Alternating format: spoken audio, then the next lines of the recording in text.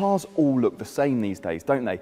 And therefore, you could realistically be fooled into thinking that if the aspect ratio of the screen wasn't quite right, or you had a little bit too much zoom on the camera, that you were looking at the updated EQC SUV.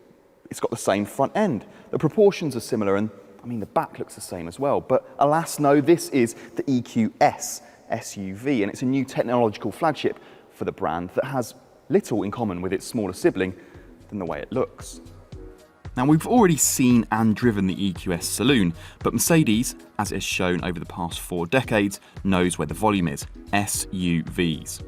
Big, expensive luxury SUVs are a Mercedes speciality, in fact. But in a somewhat inevitable turn of fate, the brand is moving away from boxy gas guzzlers to sharper, sleeker, zero-emission models. The EQS is designed to be one of those cars, well, kind of. No smaller and certainly no lighter than its predecessors, this car will set the benchmark all other Mercs must meet. We'll come to the interior in a moment, but to save doing things backwards, we're going to have a quick walk around of the outside and pick out a few points of note. First of all, let's start with this huge grille. Although it's not really a grille, is it? You don't need it for cooling. This thing houses all of the chips and sensors and everything for all the autonomous driving systems and all that kind of stuff. It's absolutely huge, and it comes with all these cool little 3-pointed stars. Walking around, you've got some really, really complex LED headlights there, huge 22-inch wheels. These running boards, they'll be standard as well. And then, at the back, an electric charge port. This is a car designed to rival the BMW iX, the Tesla Model X, and in time, the fully electric Range Rover, which is due in 2024.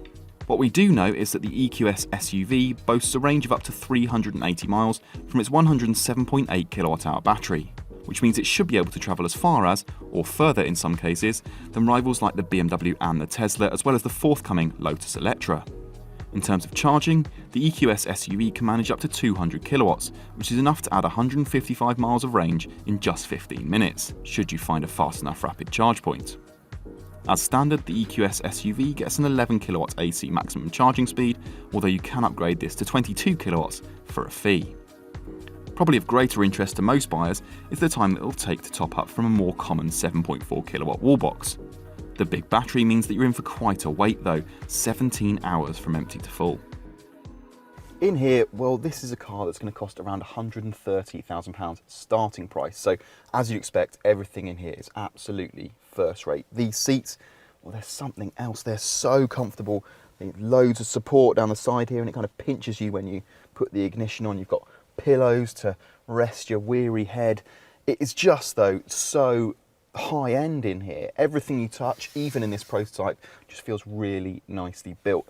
And then we come to the screen layout. So as standard, you get a screen up here, 12.3 inches, and one in the middle, a portrait-oriented touchscreen, 12.8 inches. And then optionally, you can have the Hyperscreen setup. So you get a 12.3 inch screen here, like you do in the standard setup, another 12.3 inch screen on the passenger side, and a 17.7 inch screen here in the middle. Now, this isn't working quite as it should be, so you haven't got the passenger side screen, but otherwise, everything works as it should.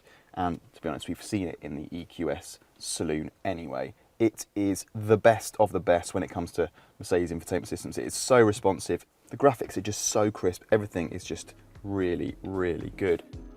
Go for this setup and front passengers can watch movies or TV shows while you're on the road. But if the car's onboard cameras detect that the driver is looking at the front passenger screen while driving, then the system automatically dims it. Nothing but the best for Merc's range topper. And you've got a huge head-up display, massive centre console in here with storage. You've got a couple of cup holders, loads of space down here, and then because this is an electric car, you get an absolutely cavernous cubby down the bottom there as well. But yeah, just overall quality, first rate. The EQS is roughly the same size as the petrol and diesel powered GLS. But remember, there's no bulky transmission tunnel to cram in under the floor.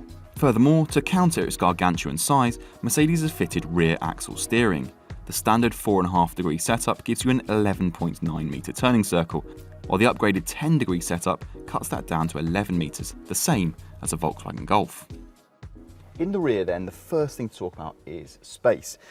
You don't get S-Class levels of knee room, but it's definitely a much bigger car than the EQS Saloon in terms of knee space and most importantly in terms of headroom and this huge glass panoramic roof just floods the cabin with light. In terms of technology, these screens here on the back of the headrests are optional, but you can control everything that you could normally control on the central entertainment screen in the front. Here on the back, you've got access to navigation, radio, phone, all that kind of stuff. You get climate controls down here, and both of these outer chairs are heated, as well as the 2 seats in the back. Remember, this car, 7 seats as standard here in the UK. But quality, like it is in the front, is absolutely fantastic back here. Everything feels built to a really high standard. Like I said earlier, this is just EQC, but a bit bigger at the back here, isn't it? And it's the same story in the boot. You've got 195 litres with the rear seats in place and a bit of storage under there for cables and what have you. If you fold these seats down, which strangely can't be done electronically, you've got 565 litres, so about 65 litres more than the EQC, so just a little bit bigger. Fold everything down and you've got just over 2,000 litres, which actually is a really decent space. While it's not quite clear which versions will be sold in the UK, it's thought that Merc will offer a range of powertrain options, including rear and all-wheel drive, plus an AMG EQS 53 variant with more than 750 horsepower. Arguably of greater interest to most buyers will be the EQS 450 Plus and the 450 4MATIC, the cars that will boast the greatest efficiency and the longest range. They won't be slow though, expect 350 odd horsepower as a bare minimum. I suppose it was only a matter of time before Merc's electric flagship morphed from saloon into SUV, and it goes without saying that this car's just general proportions and the fact that it is an SUV make it a much more practical proposition. Yeah, it's big bucks, but surely, until the electric Range Rover arrives, there is no finer 7-seater on sale.